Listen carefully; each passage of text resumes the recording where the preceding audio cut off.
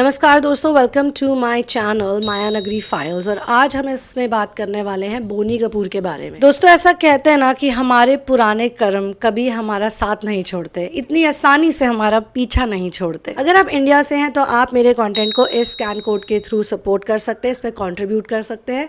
और अगर आप किसी और कंट्री से हैं तो आप पेपैल या फिर आप पेट्रियन बन के मेरे कॉन्टेंट को हर महीने भी सपोर्ट कर सकते हैं। तो चलिए दोस्तों, now let's dive deep into the subject. दोस्तों, बोनी कपूर ने अनफिल्टर्ड इंटरव्यू दिया जूम को, और ये है मेरा रिव्यू उस इंटरव्यू के बारे में। रिसेंटली उन्होंने बहुत सारी जगहों में जाके इंटरव्यूज़ दिए और इंटरव्यूज़ में जाके बात करी कि कैसे लोग उनको ट्रोल करते हैं, उनकी बेटियों को ट्रोल करते हैं। एक जगह पे तो जाके उन्होंने बताया कि वो कितना मिस करते हैं श्रीदेवी जी को, और हमें भी इस बात का दुख है कि वो उन्हें मिस करते हैं और वो उनकी याद में रो रहे थे। लेकिन कुछ चीज़ों को लेके मैं यहाँ पे अपना ओपिनियन देना चाहती हूँ। देखिए, सबसे पहली बात तो बॉलीवुड के लोग बहुत ही ज़्यादा प्रिविलेज्ड हैं। तो जब ये लोग ट्रोलिंग की बातें करते हैं तो मुझे समझ नहीं आता कि ये क्या सोचते हैं। क्या इनको ऐसा लगता है कि इनके बारे में कोई कभी कुछ भी ना बोले, इन्हें कोई कभी भी क्रिटिसाइज़ ना करे? और जो पहली लाइन मैंने बोली कि हमारी पुरानी चीज़ें, चाहे वो हमारे पुराने पाप हो, चाहे वो हमारे अच्छे काम हो, या फिर कोई भी ऐसी चीज़ हो, हमारा पीछा नहीं छोड़ते, स्पेशली तब जब कि हमने उसमें कोई ना कोई मिलावट करी हो। अब जैसे श्रीदेवी बहुत ही ब्यूटीफुल, गॉर्जियस, बहुत ही खूबसूरत बॉलीवुड की बहुत ही मंजी हुई एक्ट्रेस रही हैं, और उन्होंने बहुत सारी प्लास्टिक सर्जरीज़ करवाई थी। ऐसा न्यूज़ में ही आया है, हमने तो जाके अपनी आंखों से किसी को देखा नहीं, लेकिन जो उनके बिफ़ोर आफ्टर फ़ोटोज़ है, जो उनका मेजर ट्रांसफॉर्मेशन है, वो लोगों के सामने है। जो उनकी पुरानी ब्लैक एंड वाइट मूवीज़ है उनमें उनकी नाक बहुत डिफरेंट है, चेहरा बहुत डिफरेंट है, और फिर अब जो लास्ट उनकी लुक थी वो कितनी डिफरेंट थी। तो इन्होंने कभी भी आके ओपनली नहीं बोला कि हाँ मैंने प्लास्टिक सर्जरी करवाई है, लेकिन ये तो एक ओपन सीक्रेट है, वो तो देख के ही कोई कह सकता है। फिर जब इनकी बेटी आई फिल्म इंडस्ट्री में तो ऑब्वियसली जानवी की भी जो ओरिजिनल शक्ल है वो उनकी माँ की ओरिजिनल शक्ल से मिलती थी। अब जानवी की भी शक्ल बिल्कुल बदल चुकी है और बहुत ज़्यादा मैच करने लग गई है श्रीदेवी की शक्ल से भी। तो अगर लोग इस चीज़ को नोटिस करते हैं और इसके बारे में बात करते हैं तो इसमें गलत क्या है? क्योंकि ट्रोलिंग शब्द हर जगह पे फिट नहीं बैठता। कहीं जगह पे लोग सच बोल रहे होते हैं, और आप सच बोलने वाले को ट्रोलर्स का लेबल नहीं दे सकते, क्योंकि वो अपना ओपिनियन शेयर कर रहे हैं कि ये नेचुरल ब्यूटी नहीं है। ऐसी बहुत सी लड़कियां हैं जो नेचुरली ब्यूटीफुल होती हैं, उन्होंने कोई प्लास्टिक सर्जरी नहीं कराई होती, नॉर्मल जैसे उनका चेहरा होता है वैसे ही वो लोगों के सामने आती हैं। और थोड़ा बहुत मेकअप तो आजकल दुनिया में हर कोई करता है, पहले से ही 16 श्रृंगार की जो प्रथा है वो चलती आ रही है। मेन एंड वुमेन शुरू से ही मेकअप करते हुए आए, खुद को तैयार होके रखना कोई गलत बात नहीं है। लेकिन अगर कोई अपने शरीर के हिस्सों को बदल देता है तो फिर उसके बारे में दूसरों को हम बात करने से नहीं रोकते। और जानवी कपूर और उनकी बहन खुशी कपूर क्या एक्सेप्शन है? जब काइली जेनर जो कि हॉलीवुड में इतनी फेमस है उनको नहीं लोगों ने छोड़ा, और लोग क्यों ना बात करें? इतने सारे बच्चों ने, इतने सारे लोगों ने, इतने मतलब ह्यूज नंबर्स में लोगों ने लिप फिलर्स करवा लिए, एक्सट्रीम ब्यूटी स्टैंडर्ड्स को फॉलो करने की कोशिश करी। अगर आप अंदर से ही खुश नहीं हो तो बाहर से आप एक्सटर्नली जितना भी कुछ करवा लो, क्या फ़र्क पड़ेगा? क्या काइली जेनर बहुत हैप्पी हैं? इनफैक्ट कितने लोगों ने इस सब्जेक्ट पे भी वीडियोस बनाए कि क्या काइली जेनर इतनी खुश हैं जितनी वो दिखा रही हैं, दिखाना चाहती हैं। इवन आलिया भट्ट के लिए भी बात बोली जाती है, is Alia Bhatt really happy? क्योंकि जो हम होते हैं वो लोगों को दिखता है, और हमारी मटीरियलिस्टिक अचीवमेंट्स और हमारी फिज़िकल और एक्सटर्नल ब्यूटी हमें डिफ़ाइन नहीं करती। वैसे तो मैं आपको कहना चाहती हूँ कि आज मेरा गला थोड़ा ख़राब है, I am little under the weather, उसकी वजह से मेरी आवाज़ पे थोड़ा सा असर पड़ रहा है, and I am really sorry about that. मैंने अपने साथ ये कैंडीज़ रखी हुई है कॉफ़ के लिए, अगर मुझे दिक्कत आई तो मैं इसे यूज़ करूँगी, सो माय अपॉलॉजीज़। तो फिर बोनी कपूर ने वहाँ पे ये सब बोला कि मेरी बेटियों को ट्रोल किया गया एंड दिस एंड दैट। अब लोगों को कौन सी चीज़ पसंद नहीं आई? लोगों को ये बात पसंद नहीं आई जब उन्होंने अपने रिलेशनशिप के बारे में बात करनी शुरू करी, जब उन्होंने अपनी फर्स्ट वाइफ के बारे में बात करना शुरू किया और टोटली नॉन एम्पैथेटिक वे में बात करी। उनको ये तो दिखता है कि वो दुखी हैं, उनके बच्चों के साथ क्या हो रहा है, उनको ट्रोल किया जा रहा है and all of that, but उनको कभी भी किसी भी प्लेटफॉर्म पे आके आई हैव नॉट सीन जहाँ पे उन्होंने ये बोला कि I did really wrong to my first wife, जो कि मेरा पहला प्यार भी थी और मैंने कम उम्र में उससे शादी की थी और उसने मेरा हमेशा साथ निभाया। तो जब आप कोई चीज़ पास्ट में करते हो और उसके रेपरकशंस आपके दूसरे बच्चों को फेस करने पड़े, जैसे कि अर्जुन एंड हिज सिस्टर, तो उस चीज़ को मेरे ख्याल से एक्नॉलेज करना चाहिए और उसके बारे में भी बात करनी चाहिए।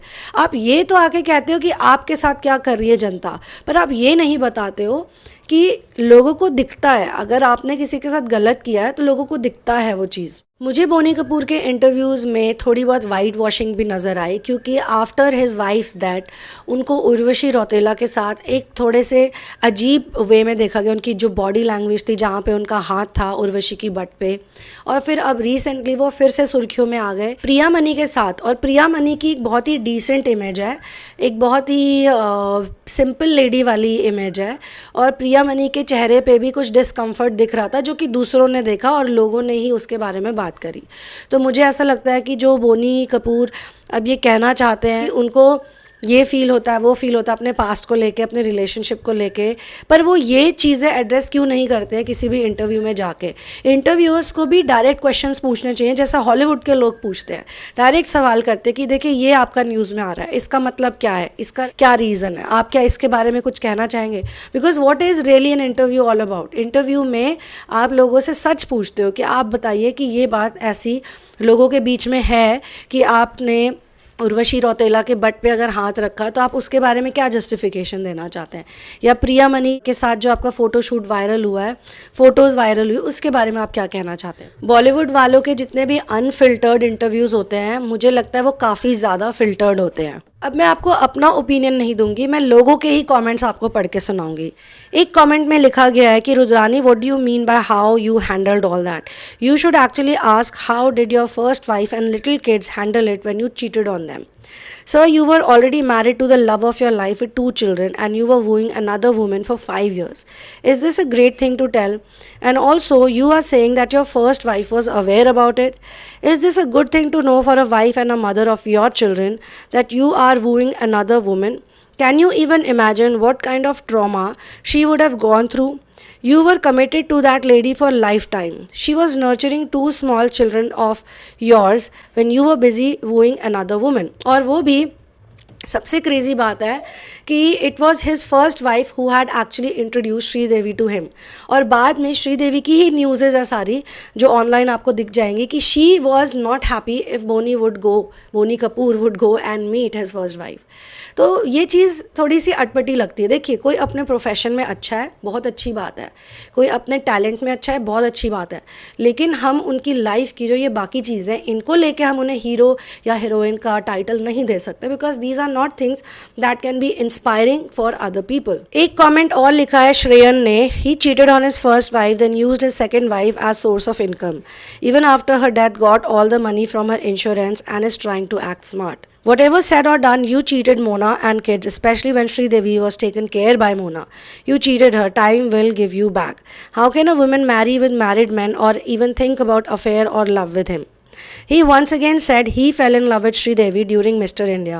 Well, guys, Sridevi should have some sense. She was getting closer to a married guy and breaking his marriage. Boni Kapoor was very rich producer, and as we have seen in other tabloids also that he spent a lot of money. He gave her a very big fee, so he was taking care of her. और इस interview में भी जिसको देख के मैंने ये video बनाया, इसमें भी he said कि I did a lot of things for Sridevi.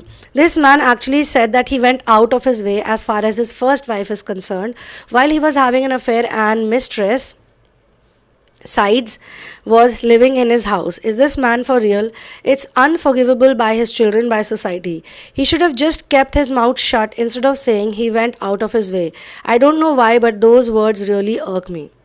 तो देखिए, लोगों को ये सारी चीज़ें जो है दिखाई देती है क्लियरली, एंड मुझे लगता है कि जब भी कोई बॉलीवुड सेलिब्रिटी अपना इंटरव्यू देता है, कोई भी हो जिसके साथ इतनी कंट्रोवर्शियल चीज़ें जुड़ी हुई हों, तो उनको ओन अप करना चाहिए अपनी मिस्टेक्स को लेके। उन्हें बोलना चाहिए कि हाँ, मैंने ऐसा गलत किया अपने जीवन में, मुझे ऐसा नहीं करना चाहिए था, और लोगों, आप मेरे से कभी सीख मत लेना, जो मैंने किया वो कभी मत करना। मैंने अपनी वाइफ को बहुत हर्ट किया और मुझे उसे हर्ट नहीं करना चाहिए था। ऐसा मुझे लगता है, ये मेरा ओपिनियन है। आप भी मुझे अपना ओपिनियन बता सकते हैं। एक और बात मुझे थोड़ी सी अटपटी लगी, वो ये कि इंटरव्यूअर ने बताया कि जानवी कपूर को जब वो रोमांस करती है कभी भी किसी मूवी में, तो वो अपने पेरेंट्स को याद करती है, मतलब पेरेंट्स के बीच के लव को याद करती है। बट मुझे ऐसा लगता है कि क्या कभी उन्होंने ये नहीं सोचा कि उनकी जो फर्स्ट मदर है, जो स्टेप मदर, उनके लिए तो स्टेप मदर हुई, उनका कैसा रहा होगा रिलेशनशिप, मतलब उनके बायोलॉजिकल फादर उनकी मदर के साथ अच्छे हैं, लेकिन एक और भी तो लेडी है, और उनके जो बच्चे हैं उनके मन में या उनके दिमाग में कैसा असर होता होगा रोमांस को देखते हुए, दूसरों की लाइफ को देखते हुए, या फिर ये देखते हुए कि उनकी मदर सब कुछ अकेले हैंडल कर रही है। और इतनी स्ट्रिक्टनेस है कि वो अपनी फर्स्ट वाइफ से मिल भी नहीं सकते थे, जब भी वो मिलते थे तो कोई ना कोई इशू क्रिएट होता था। तो अगर वो कहते हैं कि अर्जुन कपूर मुझसे लड़ता है, मेरी बेटियां मुझसे नहीं लड़ती, अर्जुन मुझसे लड़ता है, तो यार यहाँ पे मुझे अर्जुन कपूर के लिए बहुत एम्पैथी फील होती है। आई फील कि he has gone through a very hard, very tough childhood, और अभी भी देखिए करियर में उनको प्रॉब्लम्स आ रही हैं। कहीं ना कहीं मुझे लगता है कि इस इंडस्ट्री में वो लोग बहुत अच्छा करते हैं जिनको उनके माता पिता से बहुत अटेंशन मिला होता है। अनफॉर्चुनेटली अर्जुन कपूर को वो अटेंशन और उनकी सिस्टर को भी वो अटेंशन नहीं मिली, एंड आई रियली विश कि वो इस चीज से हील कर सके और अपने ट्रू पोटेंशियल को टैप इन कर सके। रही बात उनकी सिस्टर खुशी के लिए, मैं ये कहना चाहती हूँ कि देखिए हर इंसान एक्टर मटीरियल नहीं होता या मॉडल मटीरियल नहीं होता।